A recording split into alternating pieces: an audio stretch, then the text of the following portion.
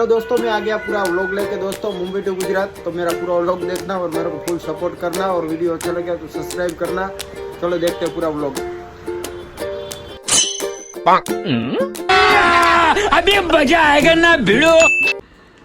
तो जयराजल वीआईपी वागड़ियाना બ્લોકમાં તમારું બધાનું સ્વાગત છે। તો હવે આપણે જવાનું છે આજ મુંબઈ ટુ ગુજરાતનો આખો ટૂર તમને બતાવું દોસ્તો। આપણે રાતના વાગ્યા હતા 4 અને 4 વાગ્યા પછી આપણે ગાડી લઈને નીકળી ગયા અને આપણે સીધા પહોંચી ગયા। સૌ કરતાં પહેલા આપણે પહોંચી ગયા ભોળાદ। તો દોસ્તો તમે જોઈ શકો છો આપણે આ ભોળાદની ધરતી એકદમ ભાલ ભોળાદ ભાલ। તો સુરાપુરા દાદા આપણે રાજાજી તેજાજી મહારાજ, તો આપણે રાજાજી તેજાજીના આપણે આશીર્વાદ લેવાના છે દોસ્તો। તો આપણે દાદાના દર્શન કરવા પહોંચી ગયા અંદર અને દાદાના દર્શન કર્યા, દાદાના આશીર્વાદ લીધા દોસ્તો। આમ જોઈ શકો છો તમને અહીંયા મંદિરનો નજારો બારેનો પણ તમને બતાવું દોસ્તો। અહીંયા આપણે ફોટા વગેરે લીધા, કેમ કે ગમે મંદિરે જઈએ તો આપણે ફોટો લેવો જરૂરી છે, કેમ કે આપણને યાદ રહે। પછી આપણે સીધા પહોંચી ગયા દાનબા બાપુ પાસે। તો દાનબા બાપુના પણ આપણે આશીર્વાદ લીધા અને અહીંયા ચાય પાણી નાસ્તો કર્યો અને ચાય પાણી નાસ્તો કરી સીધા આપણે પહોંચી ગયા બગદાણા બાપા સીતારામના આપણે આશીર્વાદ લેવા માટે પહોંચી ગયા દોસ્તો। અને આ બાપા સીતારામનું ભવ્ય મંદિર છે, એકદમ બહુ જોરદાર મંદિર બનાવેલ છે અને અહીંયા પબ્લિક પણ એટલી આવે અને 24 કલાક જમણવાર ચાલુ હોય। ત્યારે બી જાવ તો આપણે જમણવારનું જમીન જરૂર જાજો। તો દોસ્તો પછી આપણે પહોંચી ગયા સીધા આપણે મોગલધામ। આ તમે જોઈ શકો દોસ્તો મોગલમાં આપણે ભગુડા પહોંચી ગયા, મોગલમાંના આશીર્વાદ લીધા અને પછી આપણે નીકળી ગયા વરે સીધા ત્યાંથી। અને હવે આપણે સીધા દોસ્તો જાશું વાસદ। તો આપણે વચમાં મસ્ત ગાડીની અંદર પગ દુખતા હતા, પછી મસ્ત બેઠા ગાના બાના સુનતા જતા હતા। આપ કહા થે જ્ઞાની બાબા? અને આપણે આવી ગયા વાસંદ। અહીંયા આવીને આપણે નાસ્તો વગેરે કર્યો દોસ્તો અને એના પછી આપણે મળી ગયા કમલેશભાઈ બારોટ।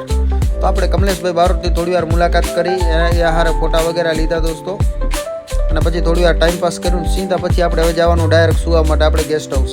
તો દોસ્તો બાજુમાં જ આપણે ગેસ્ટ હાઉસ રાખ્યું હતું। તો આપણે પહોંચી ગયા ગેસ્ટ હાઉસમાં અને ગેસ્ટ હાઉસમાં સવારનો છે। ગુડ મોર્નિંગ બધાને। અને હવે આપણે સીધું જવાનું છે। ક્યાં જવાનું દોસ્તો તમને ખબર હશે કે જેને જોયું હોય મને કોમેન્ટ પર જણાવી શકો દોસ્તો।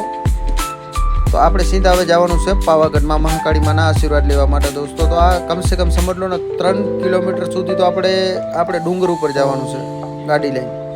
પણ આપણે ગયા તો અહીંયા ક્યાંય ક્યાં પાર્કિંગ માટે ક્યાં ગાડી રહી જ નથી। પછી દોસ્તો તમે જોઈ શકો કેટલી બધી ગાડી પડી છે। આ પાછા અમે સવારના 7 વાગે જઈ રહ્યા, સમજી લો। પછી આપણે ઉપર પહોંચી ગયા અને આ વાંદરા છે બંદર। તો આ લોકોને આપણે બિસ્કિટ વગેરે ખવડાવ્યા અને તમને થોડોક અહીંયાનો વ્યૂઝ તમને બતાવી દઉં દોસ્તો। તો તમે જોઈ શકો છો આનો નજારો અને એકદમ જોરદાર નજારો। તો આપણે એમ થતું હતું કે અહીંયા થોડાક દી રોકાઈ જાય, પણ આપણે રોકાયું નહોતું। તો તમે જોઈ શકો દોસ્તો અહીંયાનો વ્યૂઝ। અરે પબ્લિક તો યાર બહુ આવે યાર।